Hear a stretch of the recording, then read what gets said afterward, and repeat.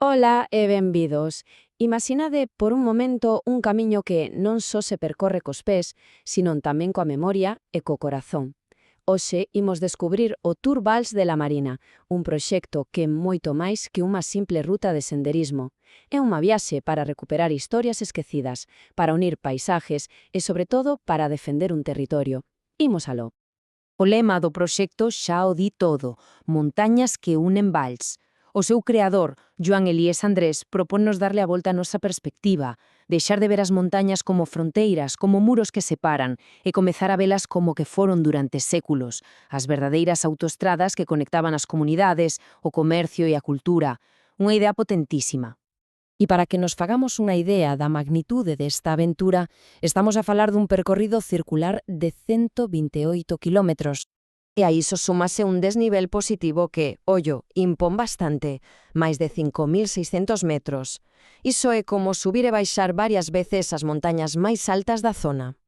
Toda unha viaxe épica, deseñada para completarse en 6 etapas, cruzando 8 vales distintos. Mergúllate de cheo na diversidade da paisaxe mediterránea. Pero, sinceramente, o que é de verdade fascinante aquí non son os números, senón a historia que contan. Entón, imos coa primeira capa desta historia. O máis sorprendente deste tour é que non se inventou nada de cero. Non. Os seus creadores non debuxaron liñas novas nun mapa, máis ben fixeron de arqueólogos, desenterrando as vellas vías de comunicación que a modernidade casi fixo desaparecer. A inspiración, sí, viu de grandes travesías como o Tour do Mont Blanc, pero a execución foi un traballo totalmente artesanal. 8 anos.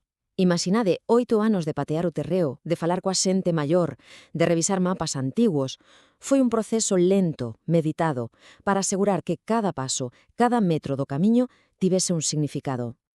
E esa intención notase moitísimo nos seus principios. A ver, non se trataba só de unir puntos. A cousa ia moito máis alá. Primeiro, recuperar os camiños históricos. Sí.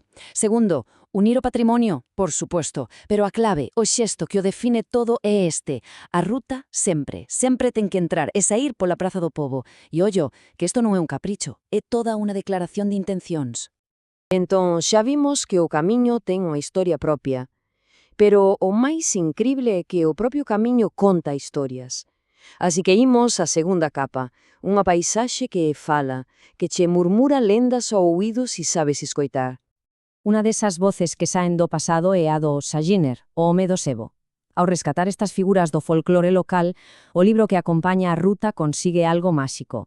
Xa non se está só camiñando por unha montaña, estáse atravesando un territorio poboado de mitos, de cultura e mesmo de medos ancestrais. Escoitade a arrepiante cantiga que os pais usaban para asustar os nenos. Ao incluir estas cousas, o proxecto fai un traballo de conservación brutal, asegurándose de que estas historias que antes se transmitían de boca en boca non se perdan co tempo e sigan pegadas á paisaxe que as viu nacer.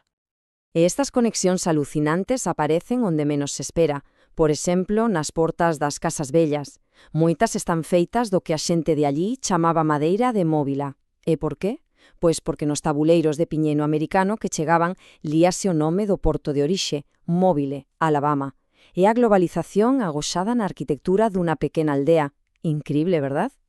Pero ollo, este camiño non só conta contos de fadas ou curiosidades. Non, tamén obriga a mirar de fronte a nosa visión idealizada da vida rural. Xunto á beleza innegable, revela a dureza. Historias de sociedades pechadas, de illamento, do medo terrible a enfermedades devastadoras como a lepra. E, para entender ese medo, hai unha frase recollida dunha persoa maior da zona que pon os pelos de punta. O muro arredor do sanatorio de leprosos construíuse para que non escapase o aire. Non para que non escapasen as persoas, sino o propio aire. É o medo en estado puro, gravado na pedra da paisaxe. E precisamente porque o camiño nos amosa as luces e as sombras do pasado, podemos entender mellor a súa misión de cara ao futuro. Entramos na terceira capa, o propósito social que hai detrás de cada quilómetro desta ruta. Lembrades o que dicíamos de pasar sempre pola Praza do Pobo? Pois ben, aquí está o porqué. O que se busca é o que chaman un retorno social.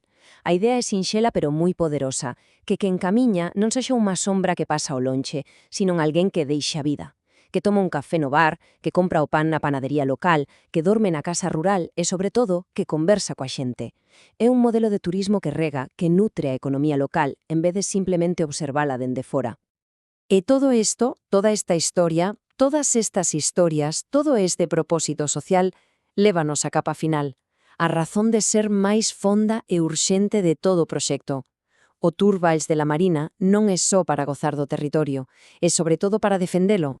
O seu creador formula un argumento que é demoledor. Pensemos nisto. Un incendio forestal, por terrible que sexa, é unha ferida da que a natureza, co tempo, pode sandar. Pero o formigón é unha cicatriz para sempre. A expansión urbanística descontrolada non queima a paisaxe, sepulta para sempre. É a ameaza definitiva, porque é irreversible.